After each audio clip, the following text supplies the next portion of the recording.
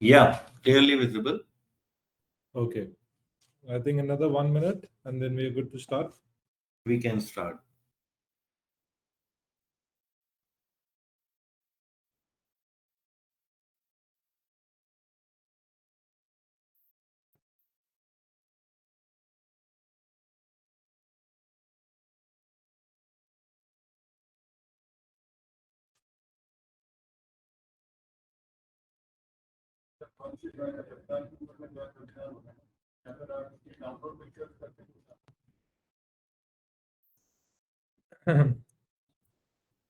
Good afternoon, everyone.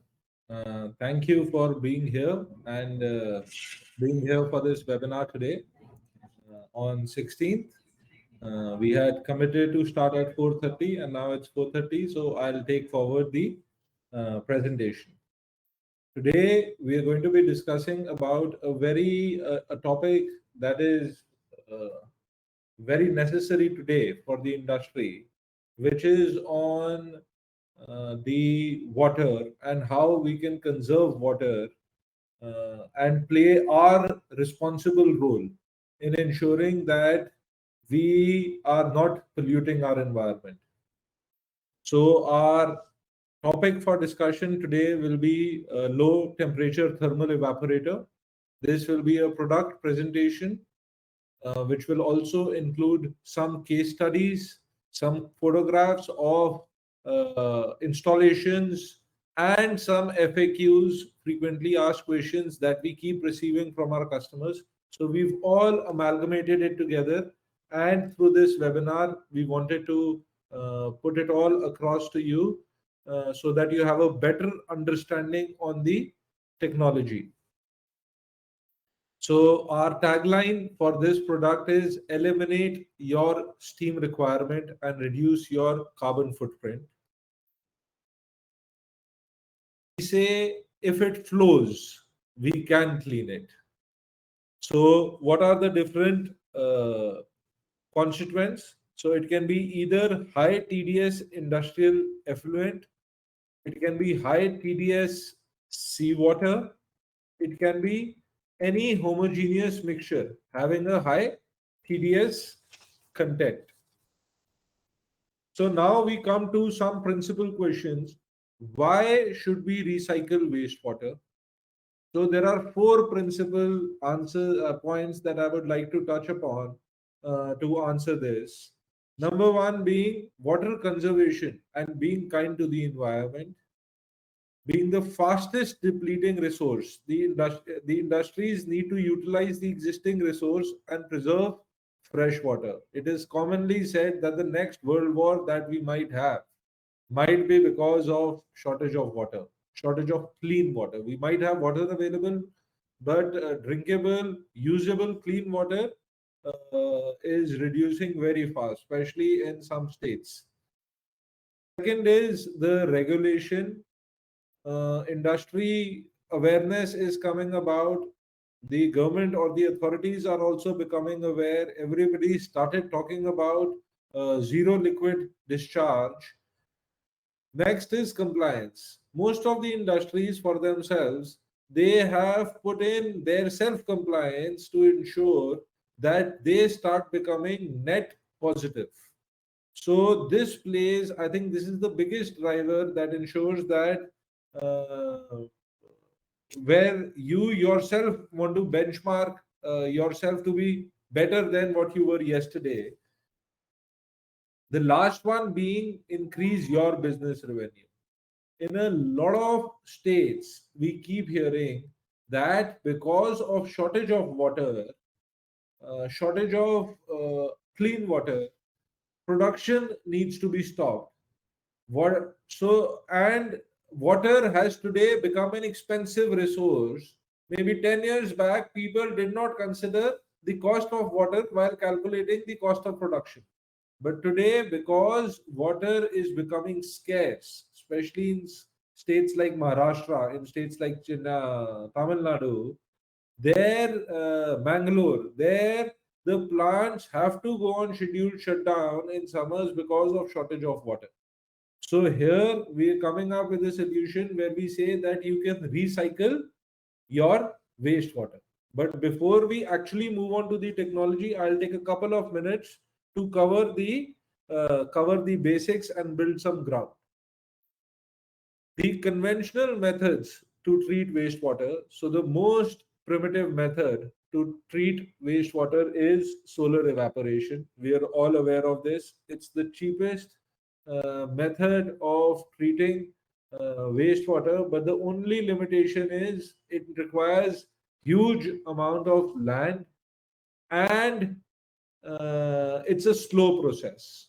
And whatever is the precipitate that is left behind, it spoils that land. We cannot cultivate on that land. It becomes useless for many generations to come.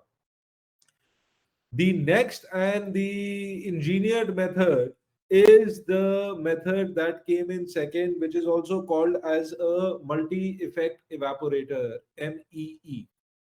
So this was the typical technology which came in to improve on the inefficiencies of solar evaporation.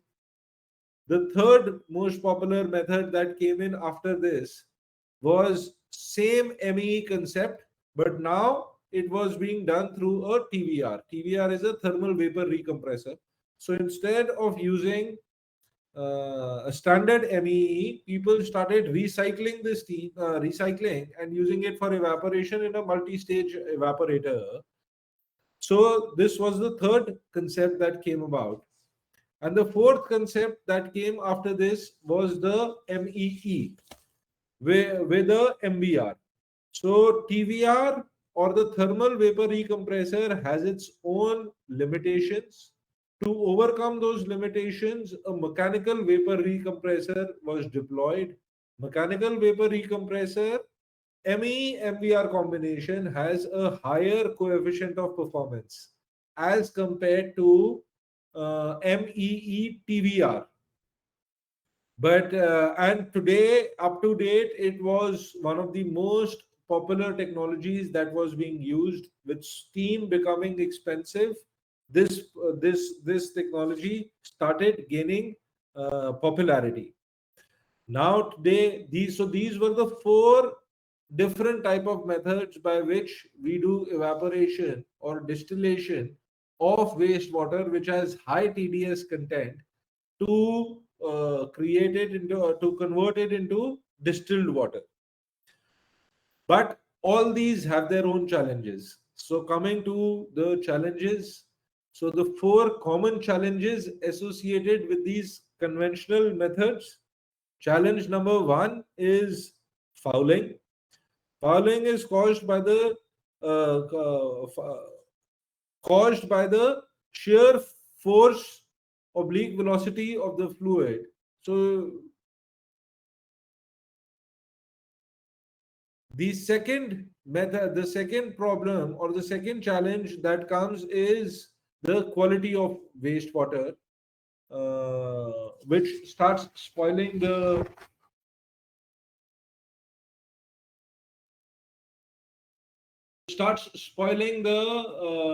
whole apparatus that we are using.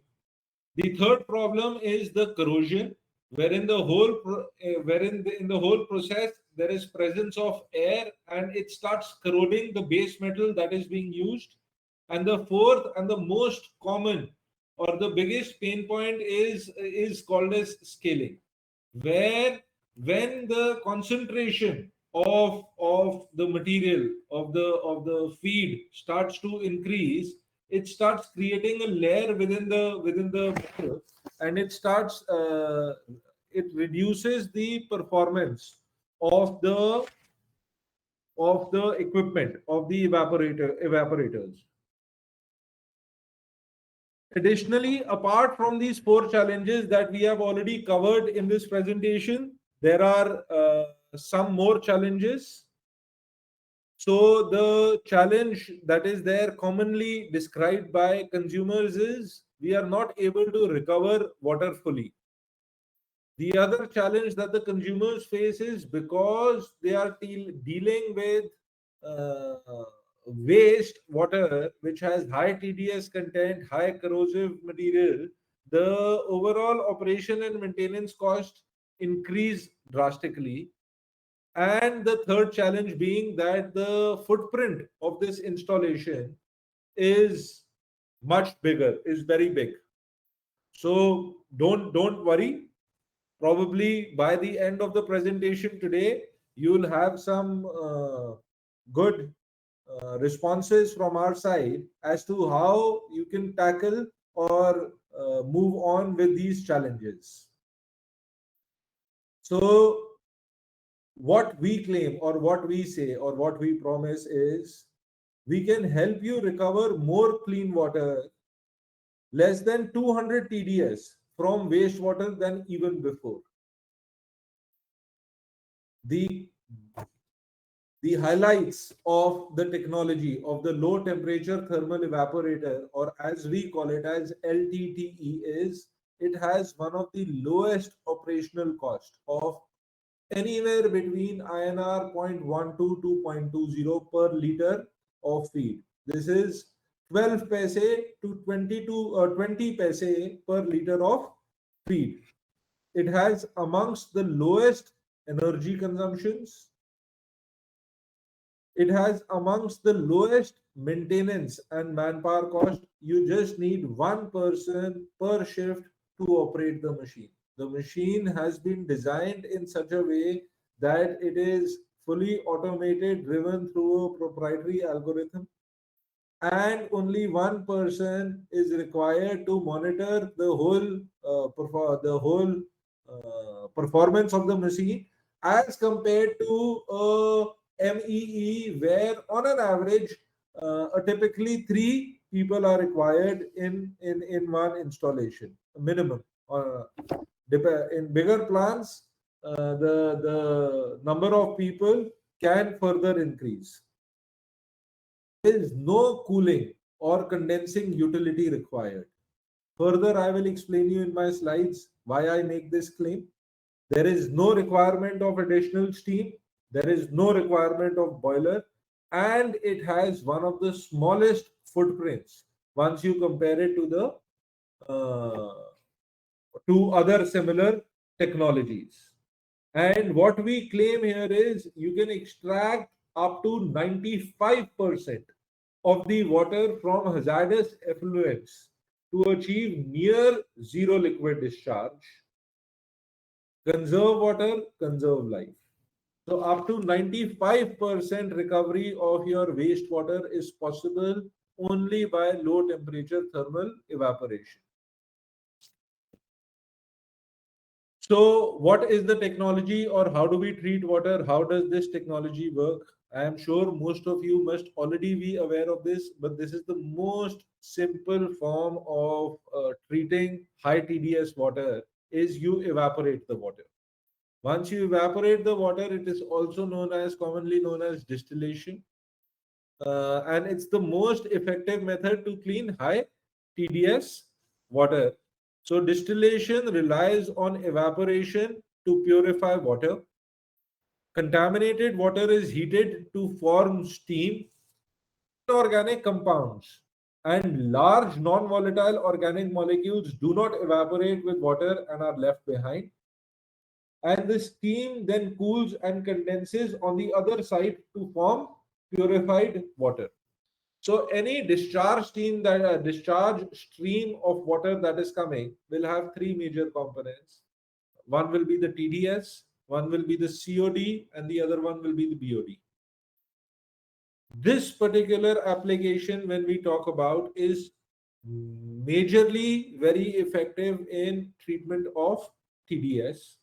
But because there is a process which is which is causing distillation, so there is wastewater being converted into steam, moving towards the other side, condensing there, and getting collected into condensate.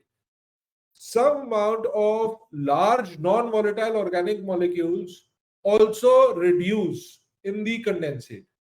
And through this technology, we are able to evaporate almost 95% of what we want to evaporate. So how introducing low temperature thermal evaporator, our idea of the solution. So this is typically how the setup looks like. Now, this is the main tank. Here is the main tank. There is the evaporator inside this tank. Further in my presentation, I will be explaining you about each and every component in particular. And then you have vapor coming out, getting compressed in the mechanical vapor recompressor, going back into say this same plate pack evaporator from the other side, giving its heat, getting condensed and coming out by the condensate. There is a small PHE also attached at the bottom. There is a heat transfer from the condensate into the feed that happens. So the feed that's coming in is cold, but we preheat the feed before we send it into this tank. So some literature over here for this. What we say or what we believe in is it has one of the highest coefficients of performance across any similar technology, and it has the lowest overall cost of ownership. And that's why we say that it's truly a revolutionary concept that has been developed. So, how does this actually work? I missed the slide in between. So, how does this actually work? Is the operation is done at low delta T and eliminates the need of conventional heating source. It is a self-contained system. Here, on one side, there is heating that's happening. On the other side, there is cooling that's happening. In the system, the evaporator requires no boiler or no external steam input for operation and is capable of generating clean water for reuse at a very minimal cost and power. Wastewater can be processed over and over again, reducing the intake of fresh groundwater or canal water. LTTE is designed to separate and concentrate effluent from wastewater and provide with two different streams. One is of recovered condensate water, and the other one is of reject concentrate. This concentrate can further be dried and processed through solid waste management techniques in case required. So, output of a typical thermal evaporator. So, this is the typical input feed that we receive, and this is the condensate. So, this is the condensate that we converted into, and the balance that goes out in the form of concentrate is shown at the bottom. Now, how does this become possible? The condensate that is coming out, we have typically observed, and further in this presentation, when I move on to the case studies, I'll be showing you, is typically as good as drinking water, less than 200 TDS. We claim 200. In actuals, we've gone down to about 20 TDS as well, consistently providing 20 TDS to our customers in chemical, pharma, all these industries. And how do we make this possible? Is we use a, plate pack thin film evaporator and a mechanical vapor recompressor, which concentrates, and the condensation happens across on the other side. So typically, integrated schematic diagram for LTTE. There is wastewater that comes in from the customer's process. In case it has high COD, then we use there is an equalization tank, and there is then pH correction or screening done to remove uh, suspended solid particles. Then you have the LTTE. LTTE consists of one MBR, one vacuum pump, some other auxiliary equipments. The discharge moves out in two forms. One is the condensate, that is pure distilled water, as good as distilled water. And the second one is the reject or the concentrate. And this reject, in case required, can further be treated to increase its concentration and form a ZLD, zero liquid discharge. And it becomes into solid then, which can be discharged or made ready for disposal. This is all done in one go. The whole system that we provide is a complete skid mounted solution, and it's a plug and play type of a system. We have made the system very compact, and it can be installed, it can be transported in one go on a container, on a truck, and installed within 2 days on your site, commissioned within the next 2 days, and you're good to go, up and running. What all is consistent, what all does this system consist of? What is the scope of supply? So you have the low differential temperature plate pack evaporator, which is this, shown as number one in the image. Then you have the mechanical vapor recompressor. Then you have the dry screw vacuum pump. Because this whole application works under vacuum, we do the complete evaporation at about anywhere between 50 to 60 degrees. We can further reduce the temperature in case the material is thermal sensitive. Then you have number 4, which is the condensate pump, which is not clearly visible in this image. It's behind the figure. Then you have the plate type heat exchanger, the feed pump,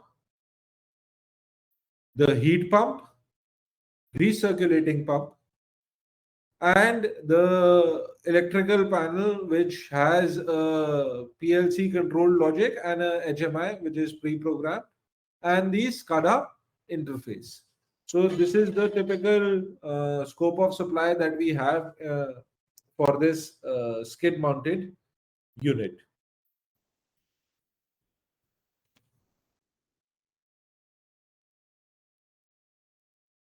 So now coming to the technical part of it, you see the concept and the theory behind the idea. As the pressure reduces, the boiling point of water also reduces. If I have this glass of water, if I want to evaporate it at atmosphere, I need to give 100 degrees centigrade heat to the water, stabilize it at 100 degrees centigrade, and then evaporation will start happening.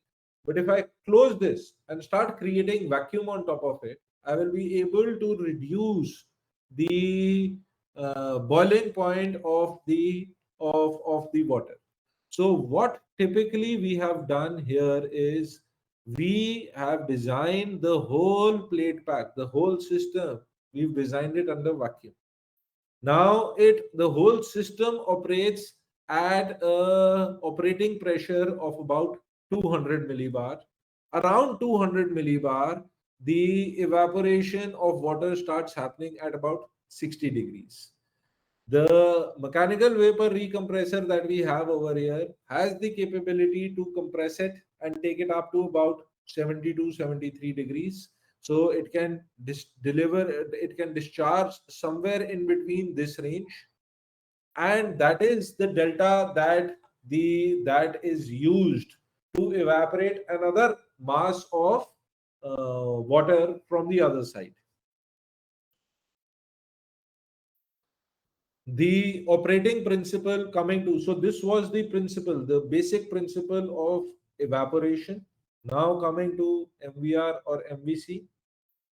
Now MVR recompressor recompresses the vapor to a high saturation temperature wherein it can be condensed back into the evaporator for total recovery of latent heat. What we are typically doing is there is a plate pack evaporator which has two different sides. One is the liquid side and one is the vapor side. On the liquid side, because we are giving heat, there is evaporation that starts happening. That evaporation gets compressed into the MVR. Compression happens in the MVR and it is sent into the vapor side. Now, on the vapor side, that 1 kg mass that got evaporated on the liquid side gives back its heat to evaporate another 1 kg mass of vapor, and thereby this 1 kg steam that got compressed and has come on the vapor side condenses and gets collected in form of condensate. So it is typically like a perpetual cycle. You can keep going on and on n number of times. The only losses that we need to make up for is the losses that are happening across the system. The whole system is radiating heat. There are inefficiencies across the evaporators. So to overcome those, only MVR needs to give that additional energy. Now that losses is very small as compared to the 540 kilocalories that is required for evaporation of this mass of water. So that is why a typical coefficient of performance for such a machine is very high. In this slide, what I have tried to show is the energy consumption that happens across the MVR. So this is WS, the work done, which is P2 minus P1 into the volume under the curve. WS is the specific work done in kilojoules per kg. P2 and P1 are the initial and the final pressures that we can define or determine based on what is your application and what is it that you want to evaporate. What are the constituents of the feed that you want to evaporate? And Vs is the specific inlet volume that gets calculated at that operating pressure. So when we start putting this, we are able to calculate the area under the curve, which tells us what will be our power consumption. Typically, a coefficient of performance in such type of an installation is close to about 10, between 9 and 10. Now coming to the thermodynamics of mechanical vapor recompressor. So this is being explained over here by a Euler enthalpy entropy diagram of steam. What typically happens is, I'll just get everything on the screen first. So there is point A where the compression is actually supposed to start. Idle compression should happen from point A to point B. But in actual, because there are losses that are happening across the system and we need to make up for those losses, the actual compression happens from A to C. So that is where the MVR functions. When MVR is doing this, and because it is based on the principle of positive displacement, there is some heat of compression that gets added. This heat of compression leads to Dewey superheating, and after this there is then from D to A is the actual condensation which is happening, where this vapor that got compressed by the MVR goes on to the vapor side of that plate pack evaporator and gives back its heat to evaporate another mass and in turn condense and create and get collected in form of water. The third and the most very critical component that we have over here is the low temperature plate pack evaporator. This again is a patented design, patented technology. The uniqueness about this evaporator is it is sort of a plate pack which can operate under vacuum. There are no leakages across it. It's a welded design. And it has a very low coefficient of performance. It can cause evaporation within a differential of 2 to 3 degrees per effect. So operating temperature can be anywhere from 10 degrees to 60 degrees. The total overall delta T can go up to 10 to 12 degrees. But per effect, your requirement is only 2 to 3 degrees. This means it can or it has the capability to act like a 4 effect MEE. because per effect, your requirement of total heat is about 3 degrees. Total that we can generate across the MVR is about 12 degrees. So you can have up to 4 effects through 4 to 5 effects through one vessel itself. So next point says compact evaporation system with up to 4 to 5 effects in a single vessel. There is the other biggest advantage that this type of a system has is it has very low pressure drop or losses, leading to low pumping head requirement, which is one of the reasons why you are able to get a delta or a delta evaporation in 3 degrees as opposed to an MEE where it happens anywhere between 7 to 10 degrees, and thus the power consumption of this is lower as compared to what it is in case of a ME. Easy cleaning and maintenance is also possible because the plates are not very closely packed, they are at a distance. This whole concept works on the principle of falling film. Now, a typical example of conventional versus Everest LTET technology. So here what I have shown is a conventional MEE design wherein there is an external boiler, then there is a turbine and a cooling tower that is required. What we have done through our technology is we have eliminated the use of an external boiler in totality. Similarly, so that is saving number one by elimination of an external heating source. Now, because there is no external heating source, there is no requirement of an external cooling source also. So saving number two is by elimination of cooling utility. What we have installed is we've made it into a closed loop circuit where low pressure vapor is coming into the MVR. It is getting compressed in the MVR and being sent back into the evaporator. Now, on one side of this evaporator, consider this as one single block, which I showed in my previous slide. Consider this as one single plate pack.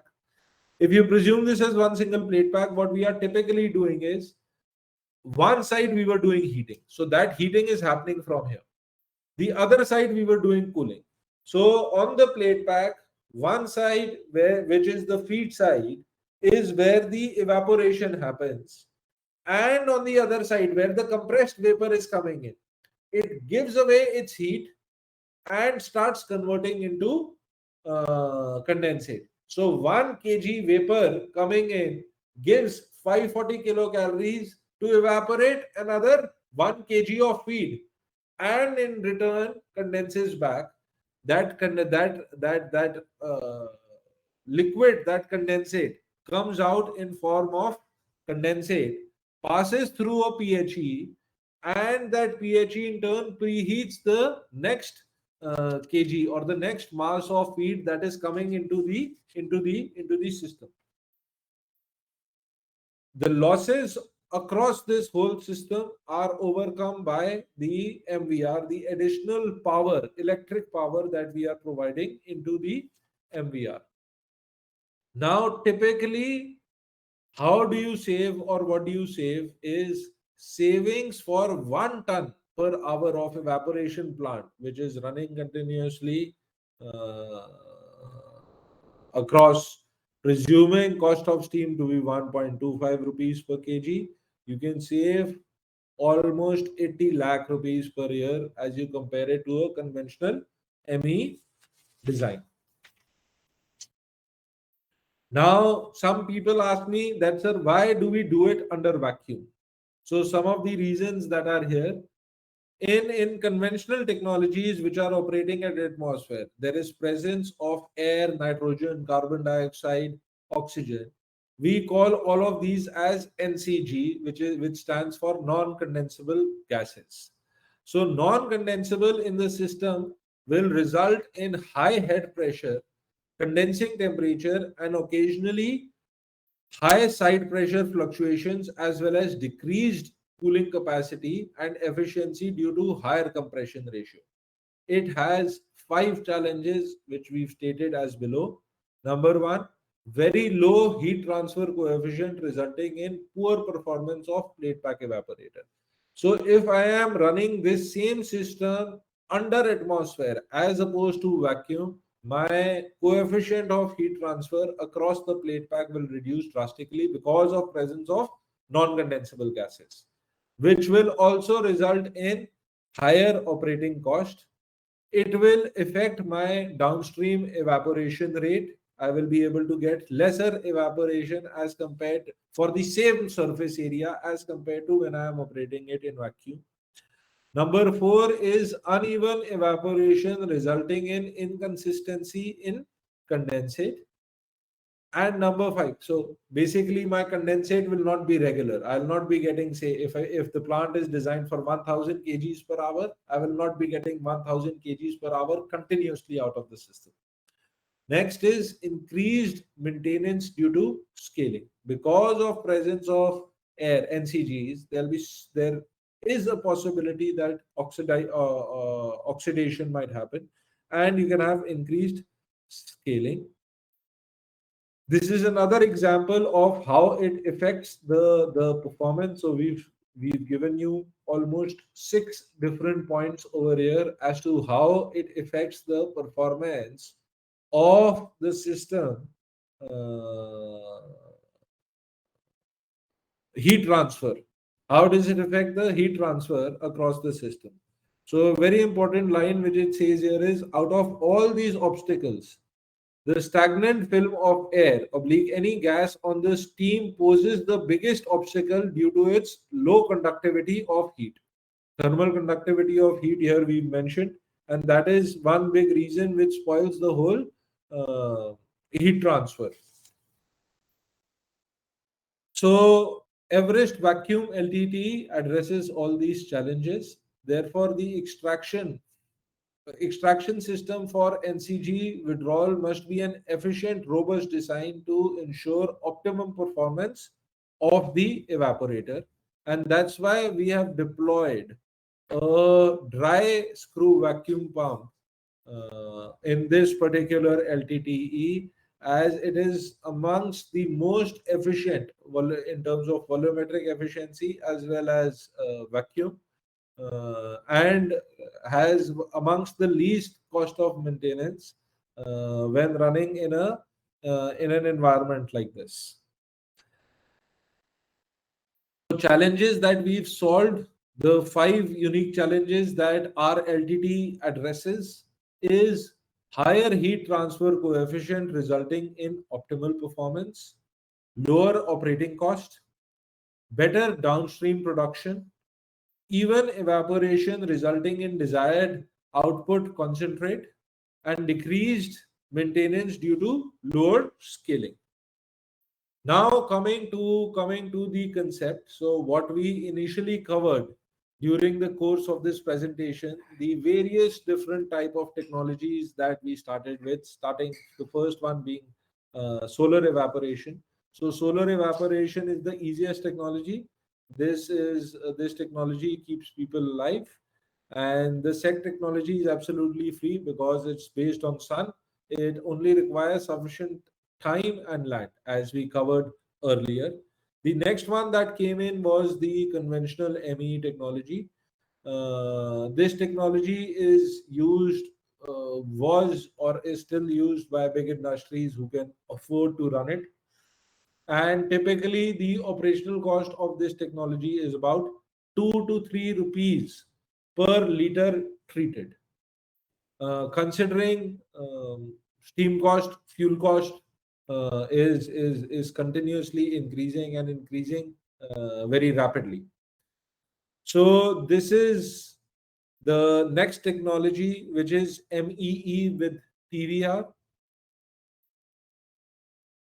In this technology, the steam availability is necessary. A thermal vapor recompressor uses a steam jet ejector, and in the initial, the first and the second stage of ejectors, the consumption of steam is very high relatively, as relative to the other stages. So here typically in conventional the cost was about 2 to 3. Here it reduces because of operational efficiencies and comes down to about 1 to 2 rupees per liter. Here also there is recirculation of steam that is happening. Then comes is the next technology, which is the MVR, which is a mechanical vapor recompressor.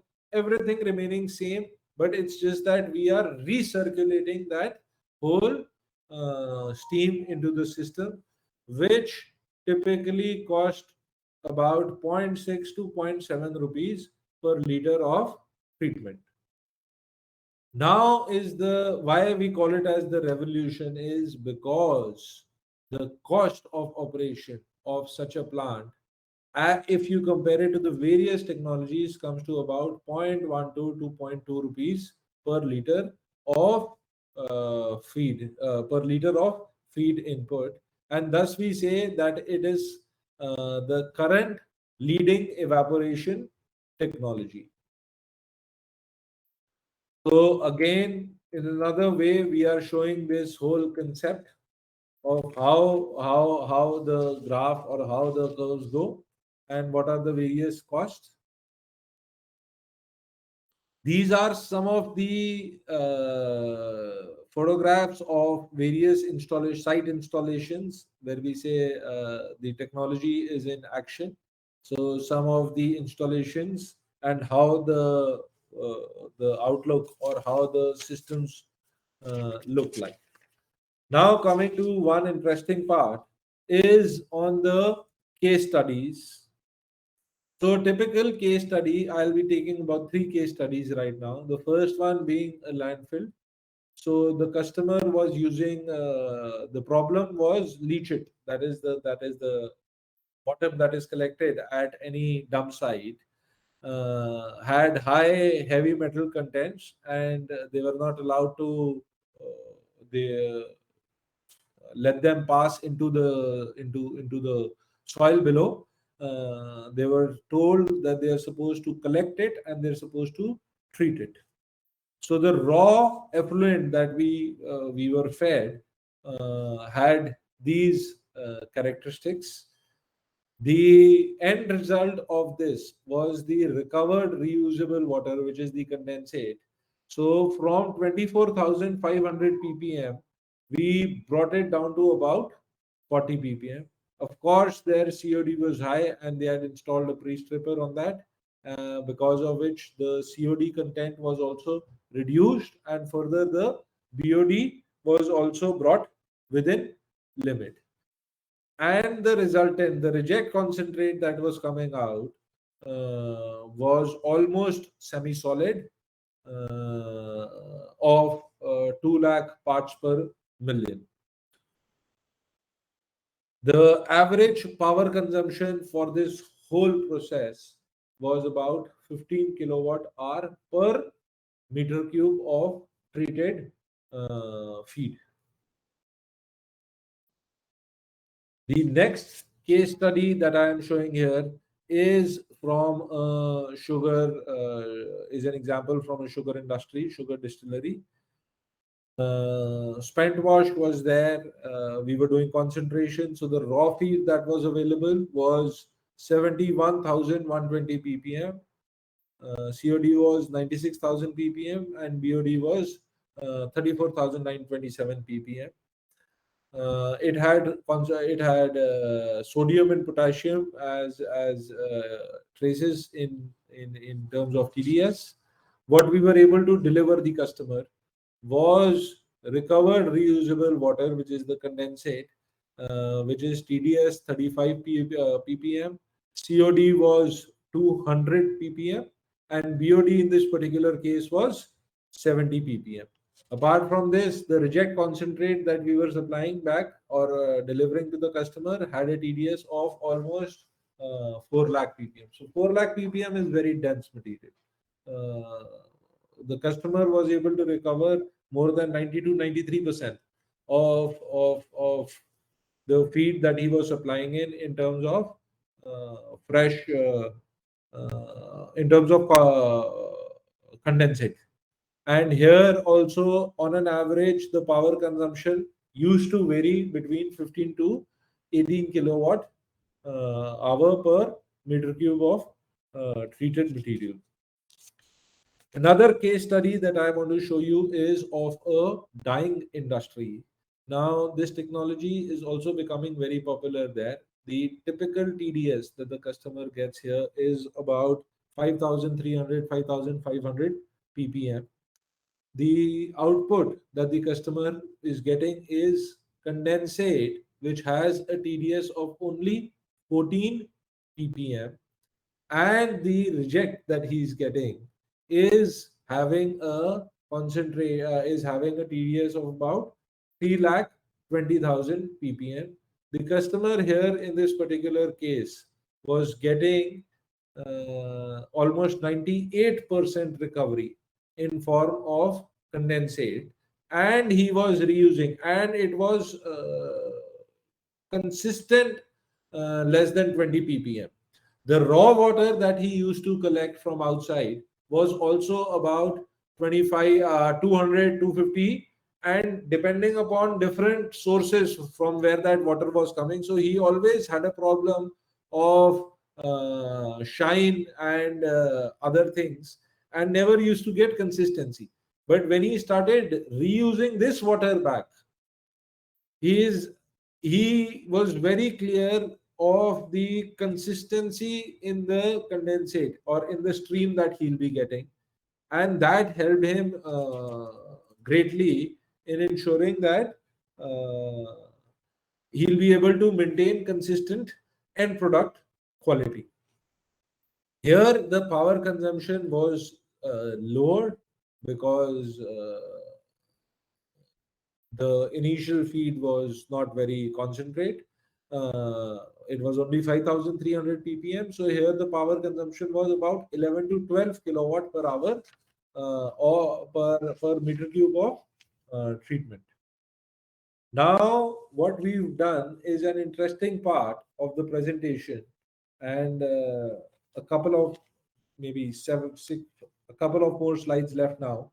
But what we've tried to do is we've tried to amalgamate what are the frequently asked questions that we keep getting from our customers, and I will just read them out and our answers to those questions. So the first one goes like, what is the type of heat exchanger that we are using? And what can be the possible MOCs of that heat exchanger? So, like I explained you before, the heat exchanger that Everest Ltd has is a plate pack welded heat exchanger. It is a proprietary design. The MOC for this heat exchanger can be chosen in three different metallurgies. Number one being stainless steel 304, number two being stainless steel 316, and number three being stainless steel 316 titanium TI. The next question is, why this type of heat exchanger? So this heat exchanger has certain advantages as compared to any other type of heat exchanger that we have evaluated for such purposes. I would like to categorize these into my answer by replying in 5 points. Number one being, plate pack gives you much higher surface area in a much more compact footprint as compared to a shell and tube design. This plate pack has low delta T required per effect of evaporation, which I had covered in my previous slides, of only about 2 to 3 degrees. Multiple effects can be clubbed across in series across a single MVR. So you can have one MVR and have multiple plate packs. It can connect, the MVR will pick up vapor from the last, compress it, and send it back into the first plate pack. So you can have multi effects running across with one MVR installation. Low pressure drop loss across the plate pack evaporator. As I said, the gap between the plates is not too narrow. They are ideally spaced out, and thus the pressure drop across each plate pack is very low. And plate pack, the design of the system has been done in such a way that the plate pack is very easily accessible. So cleaning and maintenance of that plate pack from one side becomes very easy. The next question is, what is the operating temperature of the system and why this temperature? So typically, like I said, we prefer operating or carrying out the whole process of evaporation under vacuum. We tried to balance out and create an equilibrium.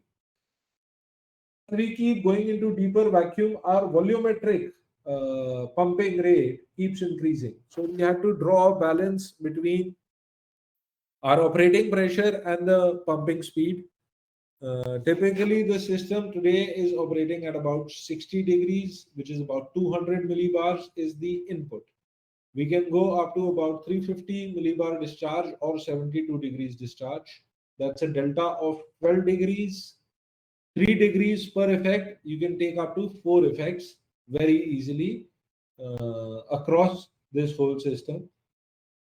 So that was our major reason of selecting this operating range.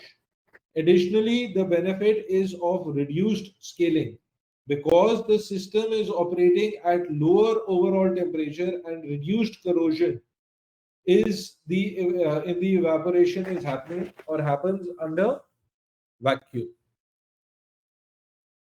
The next question that we have is, we have volatiles that boil below the set temperature of 60 degrees. Will these volatiles get carried forwarded to the condensate? If yes, how can we stop or minimize this carryover?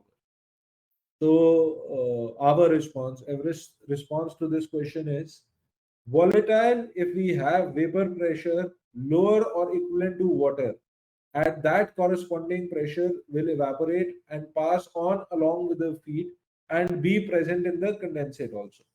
So these are low boilers which will also evaporate at 60 degrees, move to the other side, condense and be available as traces in the condensate, typically COD. This has the possibility of reducing the performance of the LTT because they don't have that same latent heat as compared to water, 540 kilocalories. They are low boilers. They'll be reducing the efficiency of the evaporator of the plate pack, and thus ideally they should be removed pre-entering the LTTE by using.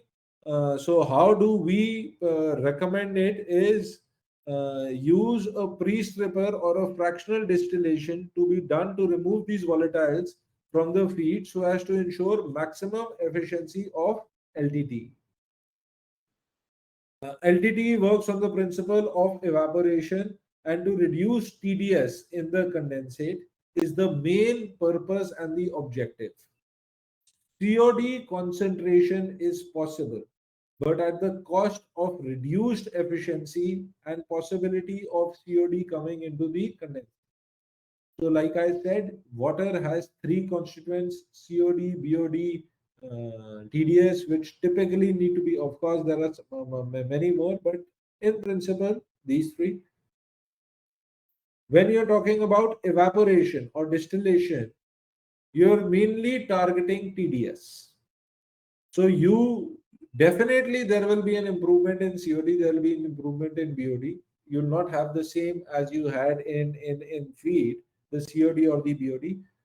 But please ensure that the main objective of this whole technology is to have concentration of TDS. You can concentrate COD, you can concentrate BOD, but you will be reducing the operational efficiency of the machine, which is not advisable. It is not the most efficient way of reducing COD or BOD. At 60 degrees. So I'm going to the next question now. At 60 degrees operation in multi-effect evaporator at fourth stage, typically scaling is observed. Will this scaling happen in LTTE as well? If yes, how do you minimize it? So our response to this is scaling is a derivative of the input field. In LTT, the principle of operation is evaporation under vacuum. This ensures reduced scaling as opposed to conventional technology. In addition to operation under vacuum, we have provision of cleaning in place, which is called as SIP, which is online and done through a suitable acid mixture, typically nitric acid or sulfuric acid, about 10% concentration. This ensures minimum downtime as cleaning is done online between batches. Frequency of cleaning is anywhere between 15 to 20 days as opposed to 7 to 8 days in conventional technology. So the most important point here is SIP cleaning in place. We use nitric and sulfuric acid when the machine is running. At that time only it passes through and ensures that any scaling that is happening within the system, uh, it gets dissolved and it starts coming out. The second option is on the top. There is a small, there is a manhole. You just open it up. The whole plate pack gets exposed. You can clean it up through a high pressure system. But for that, you'll have to take a scheduled shutdown. How do we clean the internals of the plate pack evaporator? So, okay, the next question is how do we clean the internals of the plate pack evaporator to ensure maximum operational efficiency? So, like I said, standard cleaning is done through CIP process. However, for major cleaning, plate pack evaporator has a flange top which can be opened and cleaning can be done physically. The major advantage of plate pack is that the gap between the two plates ranges anywhere between 12 to 16 mm, which makes cleaning very easy. What is the quality output of the condensate that we can expect? Next question, question number 7.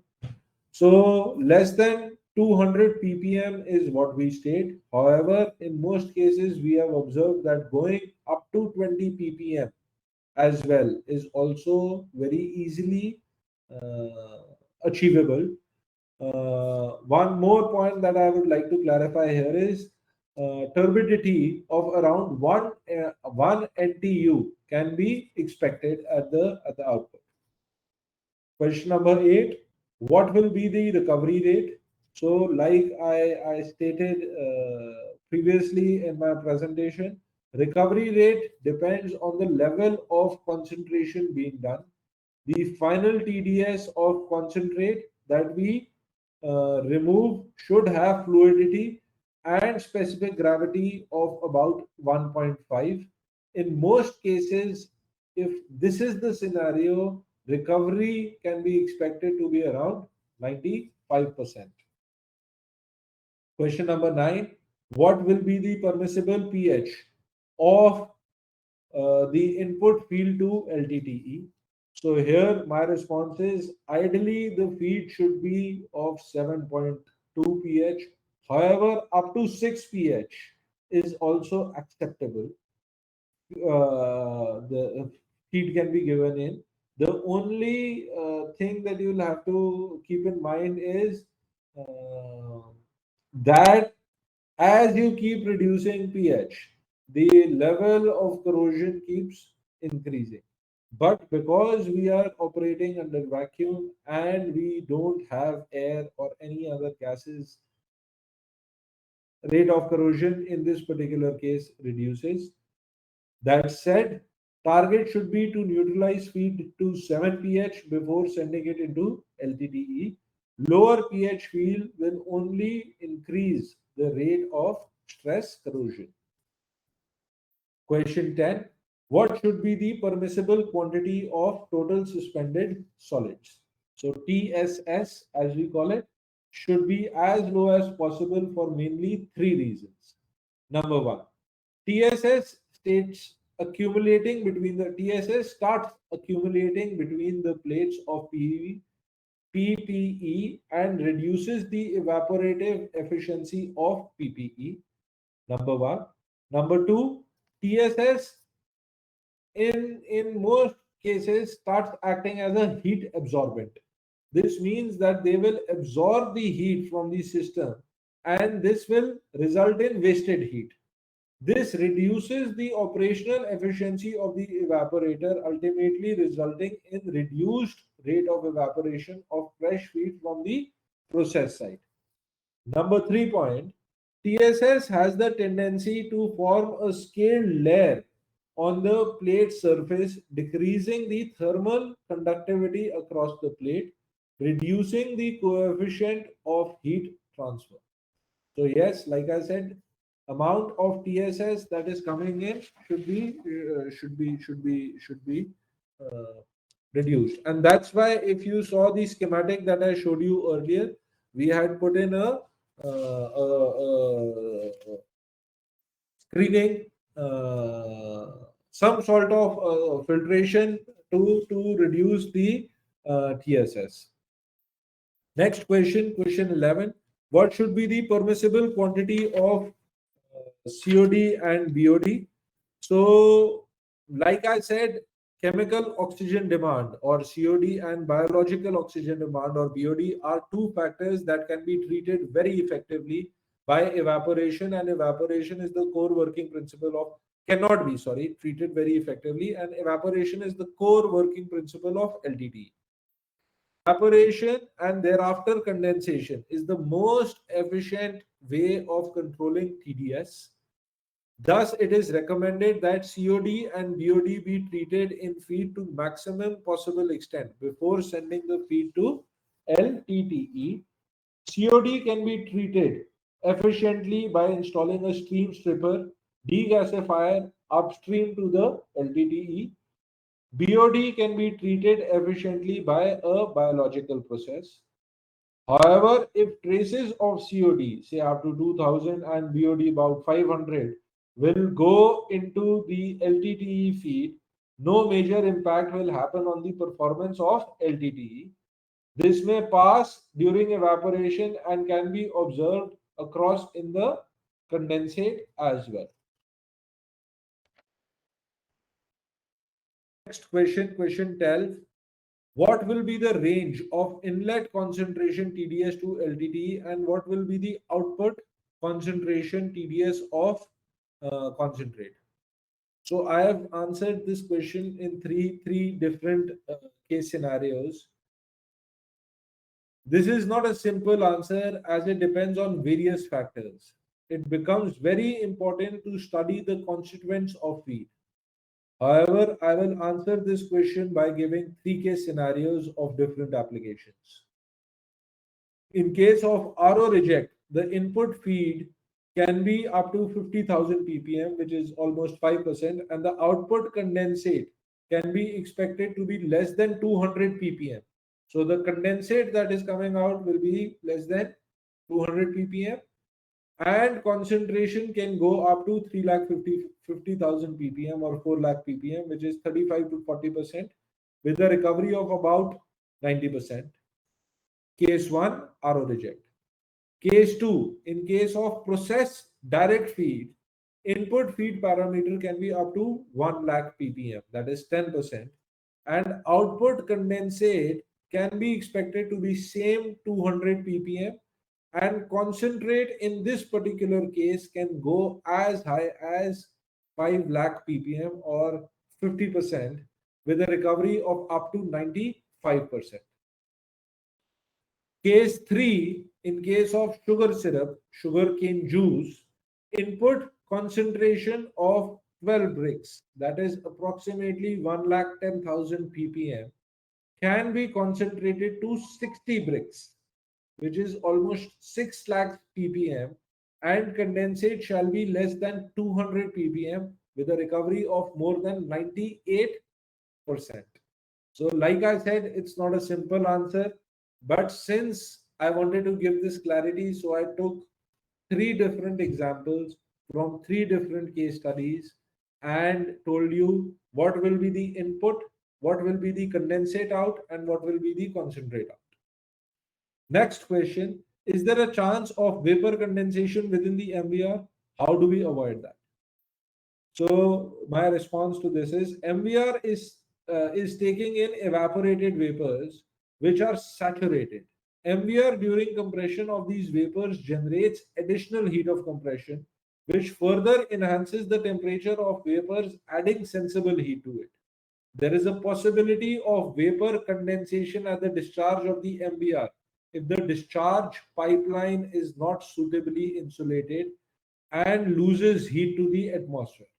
Thus, it becomes very important to ensure proper insulation of pipelines across the whole system. If this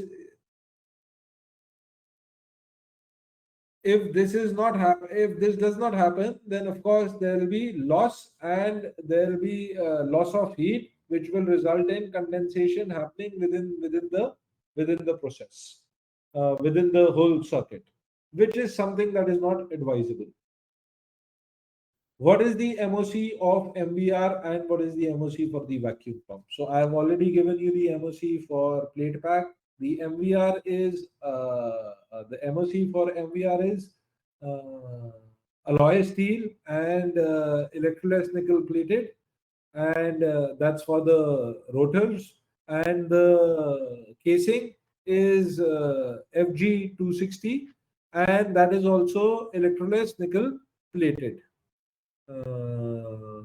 Same way is for the vacuum pumps. The rotors are alloy steel and ENP plated, and similarly for the casing is cast iron, and that is also electroless nickel plated,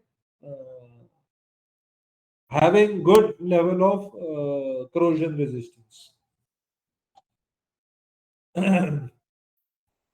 Next, somebody says, what is the operational coefficient of performance of LTTE as opposed to conventional technologies? So, by calculation, like I stated, probably when you send us your exact parameters, we can calculate it exactly for you.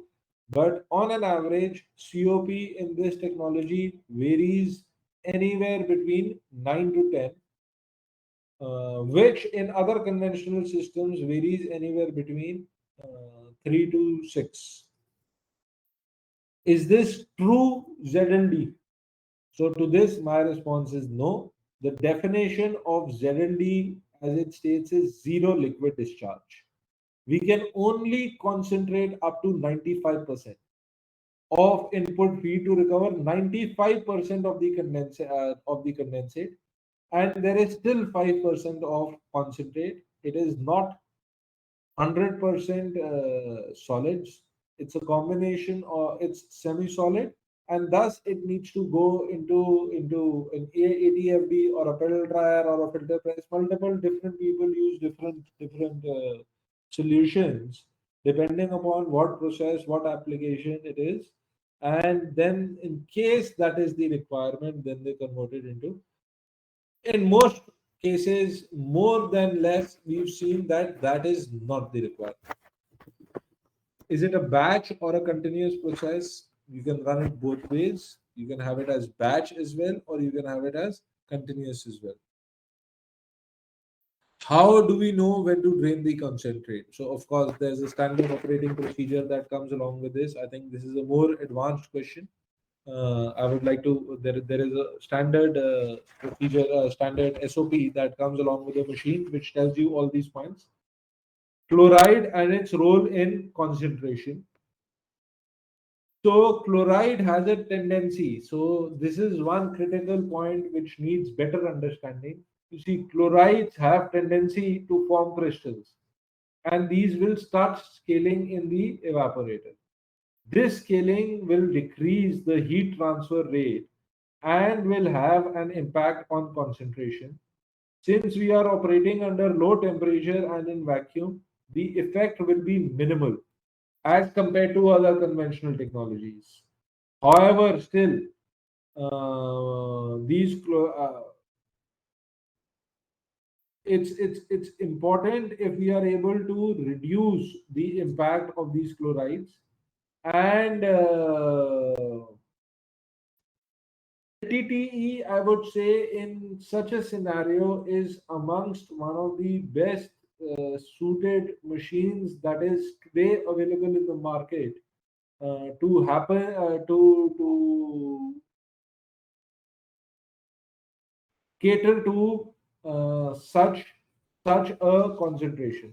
So what I have written over here is, in such cases, LTTE proves to be a better alternative to conventional MEEs in handling chloride-rich fields. So some people have asked us, what are the sizes of machines that you manufacture? So currently we are manufacturing three different sizes. The first one being 500 liters per hour of feed, 1000 liters per hour of feed, and 2000 liters per hour of feed. So whatever I have spoken here, we've summed it out in here across this.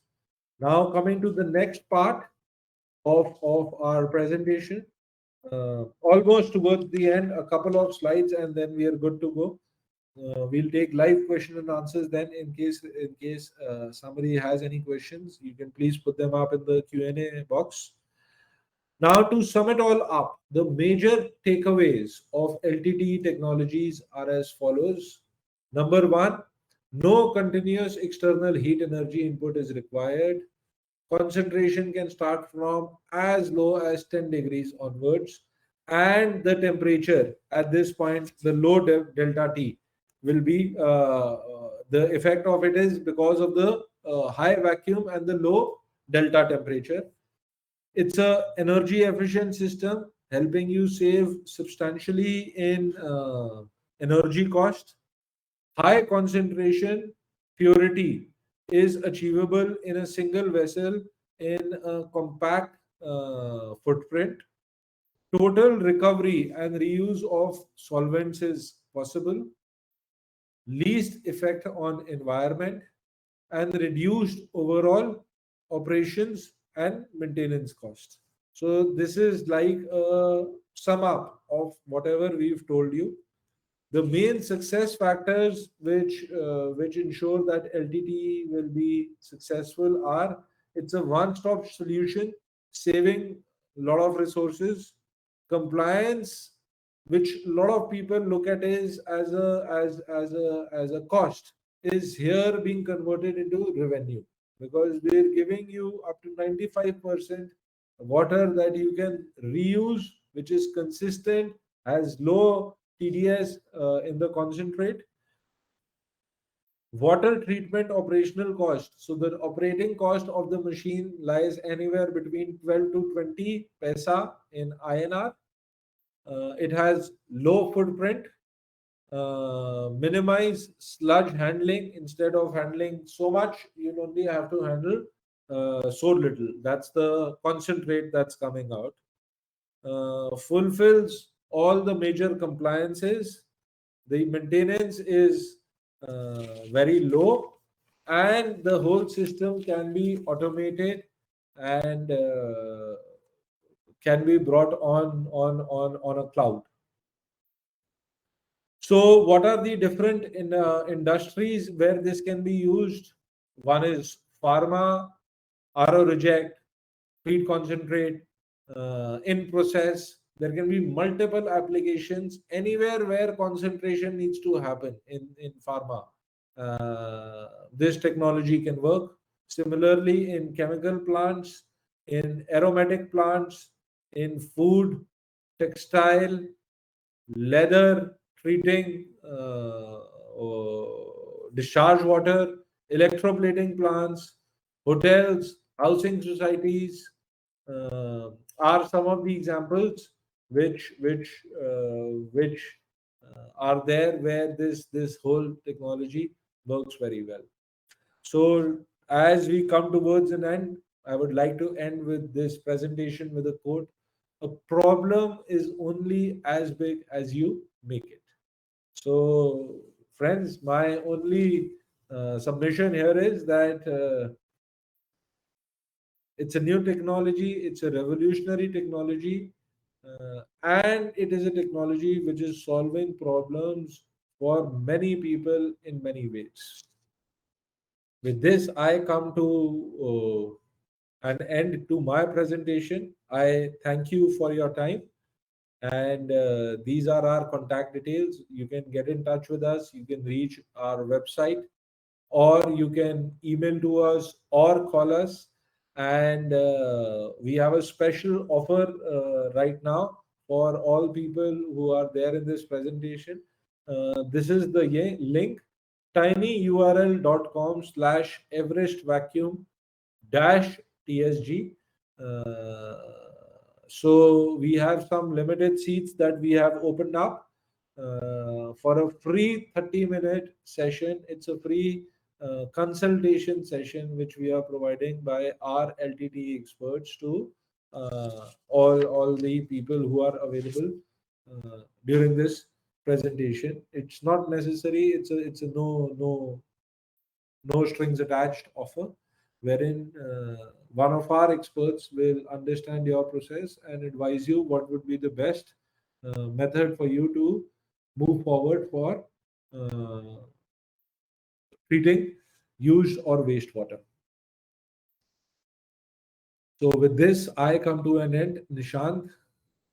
Yeah, thank you, Mr. Dhruv, for the wonderful webinar we have done on this. We have few questions from our attendees. I would like to raise these questions to you. Sure. Mr. Kaushik is asking how you cover the boiling point elevation. Okay. So you see, it's a very generic question. How do we cover? Like I said, you can do up to 4 effects. Now, for me to answer it, I would like to understand that what is the content of the feed and how much is the BP that he's expecting. But nonetheless, I'll give you an example in a way. When initially the evaporation starts, evaporation is happening at a delta of say 2 degrees, 2.5 degrees, 3 degrees. As the concentration keeps going higher and higher, that's when the effect of BEP starts coming in. We have a delta of 12 degrees available with us. During the last stage, say at the fourth stage, my evaporation will not happen at 3 degrees. It may happen at 7 or 8 degrees, but I already have that excessive delta capability to generate that delta. Now, when I start creating or keep generating that delta, 7, 8 degrees, I compensate for any boiling point elevation that is happening. And I concentrate to an extent till where uh, it is in semi-solid form so that it can be discharged very easily. But yes, I am in case I have not totally answered your question, you can just write into us with your specific details. We have a detailed calculator available for this, wherein we can tell you how much would be the BP in your case and how you should go about concentrating there. Till what level of concentration you should, what would be the optimum concentration for you? Yes, next one, Nishant. Another question is from Mr. Pradeep Samage. How initial evaporation is started? Do we require any external heat source during startup? Especially in North India, where the temperatures go down, we install a heat pump at the feed level. So whatever feed we are sending in, we preheat the feed and we send it in for the initial 1 hour or 1.5 hours till the system stabilizes. Down south, typically heat pump is not required. What we can do is, because the MVR generates heat of compression across itself, and the system is under vacuum. Typically, it's operating at 60 degrees, but initially we reduce and we take it up to 40 degrees, start evaporation from there, and then bring it or stabilize it back to 60 degrees. But yes, there is a provision of a heat pump available. Next. Another question is from Mr. Mayur Chitale asking what is the cleaning cycle and how to do it. So that will come in our detailed SOP. But typically, like I explained during my FAQs, is it's a CIP process, cleaning and where there is acid, nitric or sulfuric acid, 10% concentration mixed with the condensate. When it moves around inside, whatever little scaling is happening, it keeps cleaning. The cycle frequency cannot be determined or cannot be generalized. It depends upon different type of feeds, what are the salts in different type of feeds. Every feed will behave differently. We need to stabilize, we need to do that on ground. Some, in some cases, cleaning cycles happen once in 30 days. In some cases, cleaning cycles happen in 15 days.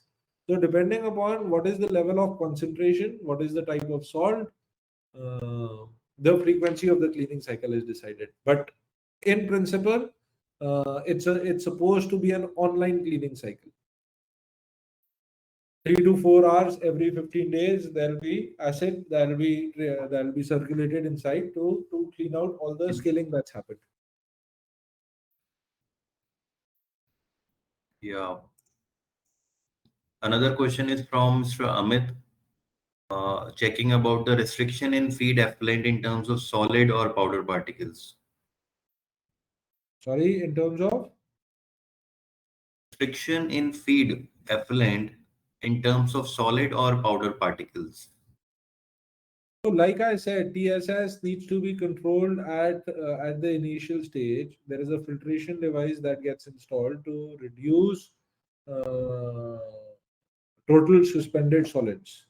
If total suspended solids are high, it will reduce the efficiency of the evaporator.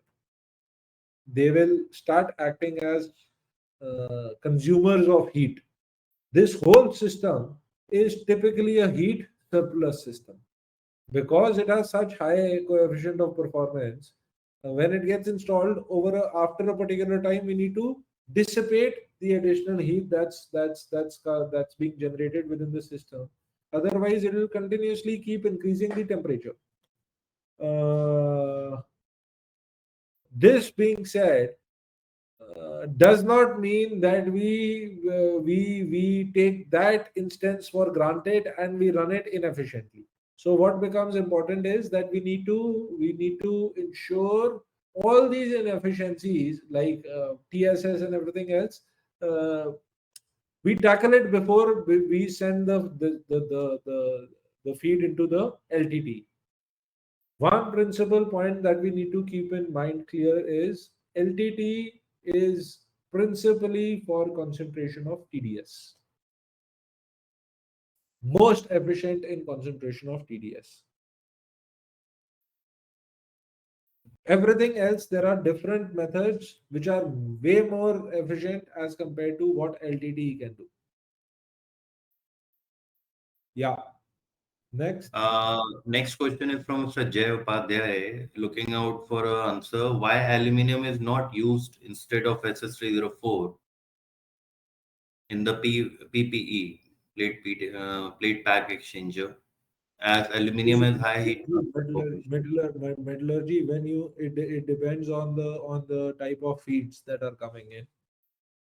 Stainless steel obviously has a much better coefficient of corrosion resistance, and this is purely in cases of uh, COD, BOD, TDS. These are all salts.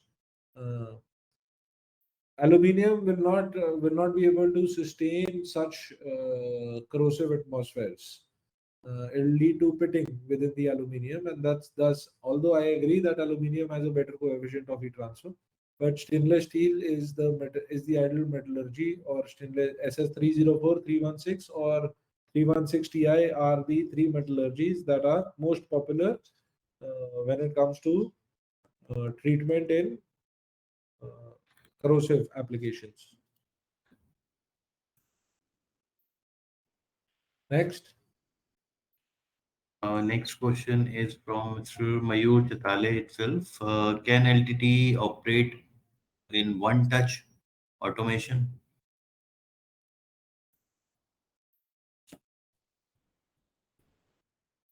Yes, it can, but it's not advisable. It is still in the nascent stages of adoption. We still have to go a long way into the learning curve. Uh, Algorithm still cannot over overtake the human intelligence. Once probably the system has the capability, the electronics in the system have the capability. But once stabilization needs to happen, so probably once you become very confident, maybe 3 months, 6 months down the line, uh, all of it can be programmed to be done in an automated fashion. But today also, majority of it is assisted through automation. It is very little that the human has to interfere in, but because the nature of feeds are not consistent, it is still advisable today that human interference or human intelligence, I would say, should be there. The Next. question is from Mr. Kaushik. As MVR is rotating part, how we can ensure the smooth operation? Because maintenance will be high. Okay, MVR is based on the principle of positive displacement, on the principle of roots machine. We have been manufacturing these machines since 1980s, and have have good designs. Most of our designs are trouble free. The only one point is particulate carryover that can cause a problem. In case that is not there, the MVRs are designed in such a way that initial couple of years you don't need to worry much about maintenance, provided there is no solid particulate getting inside the pump, because it's a dry pump. There is no sealing fluid that is there within the pump. It's just a rotary lobe within the casing, so there are finite clearances. If material gets stuck, then it's a problem. Our LTDs are designed in a way where the carryover across the machine, across the whole circuit, is minimalistic, even if it happens. And the whole arrangement is such that there is no part that is a very high maintenance part in this. You see, the very fact that at discharge, the vapor that you are condensing or the condensate that is coming is 20 ppm. This means there is small amount of traces, saturated salts that are still getting carried over, passing through the MVR, but it's very small. That does not affect the performance. It is only when there is very heavy amount of ppm coming in condensate is a point of worry, which will start causing jamming the machine. So like I said, some amount of human intelligence, these are all pre uh, points that you keep understanding, or you keep getting as to why uh,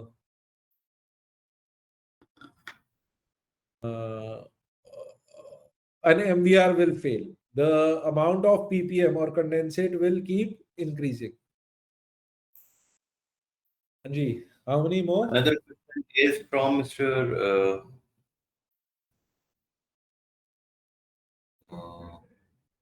Your voice is breaking up. One second, sir. Yeah, Mr. Pradeep Samage asking for the limitation of feed hardness. Limitation of Feed hardness. Limitation of? Feed hardness, feed hardness. I didn't understand. What do you mean by feed hardness? Is there any limitation on feed hardness? There is a limitation on PHE, but that's the only limitation that's there. On pH. Hardness means what? Hardness is TDS. So, okay.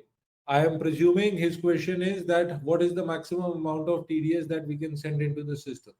So, like during my FAQ stage, I had answered three different case scenarios. If it's a RO reject, the level of feed is different, the input feed is different. We can go up to about 10%, which is 1 lakh. If it is uh, sugarcane dyeing, it is the input TDS is different. So please get in touch with us on our email and be specific about your feed, and we will be able to uh, comment back onto what should be the what should how you should go about it. Mr. D. Satyanarayana looking out an answer for the what will be the approximate investment per KL of RO reject water treatment. Input TDS 50,000 ppm. Okay, and what would be the MOC in this case? What would be the pre? You see, I can only give you about LTT, but LTT doesn't work in isolation. We need to do the selection of the material, metallurgy, whether it's SS304 or 316 or 316 Ti. We need to decide on what should be the pre-filtration, what should be the whether we require a stripper, whether we require a heat pump. So yeah, probably we will be able to help you out with this answer, but it can only be done once we have some more details.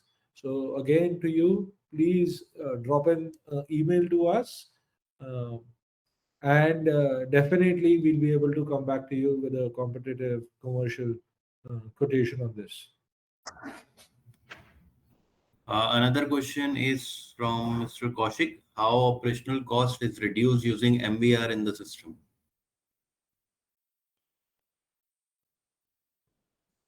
Okay, so what an MVR is typically doing is compressing the vapor. So it's getting vapors, say, presume it's getting vapors at 60 degrees. Evaporation is happening at 60 degrees. Is compressing those vapors. Because it is compressing, it is increasing the temperature of the vapor from 60 degree to 72 degrees, generating a delta of 12 degrees. Now, this 12 degrees can be used to evaporate another mass of vapor. So, what we are doing or how we are working is typically to evaporate one mass of water. Let's say that one mass is 1 kg of water. We require 540 kilocalories of latent heat. There is no other way that you can evaporate water. You have to give that much of energy. What we've done it very smartly that we've taken that 540 kilocalories that's already available to us in form of vapor. There is only a phase change that has happened from liquid, it is changed into vapor. 540 kilocalories energy is still available there. We've provided additional energy to overcome only the losses across the system. Send back this vapor. This vapor goes on the other side, dissipates that 540 kilocalories to evaporate another mass, and in turn condenses itself. So that is how the whole cycle is working. How MVR is smartly placed is it's a dry machine. It's not like a TVR, so there's no contamination by external steam. B, it is because it's a mechanical machine. working with electric motor and has very high volumetric efficiency, the amount of energy, electric energy that is required is very low. So that is why the coefficient of performance in this that you are getting is almost 10. This means in a typical five-star air conditioner at your home, which is also working on a similar principle of the Carnot cycle, the whole compression cycle, is 4, 5. So it's almost 2 times more efficient as compared to that as well. And that is where you are actually saving money. Now, because we are doing this whole process under vacuum and doing it at 60 degrees, we are able to be additionally more energy efficient as compared to other conventional uh, ME, MVR or ME TVR technologies, and thus our energy consumption per kilowatt per KL of water treated is only 12, 13, 14 kilowatts, which converts to about 10 to 12 paise per treated liter of water.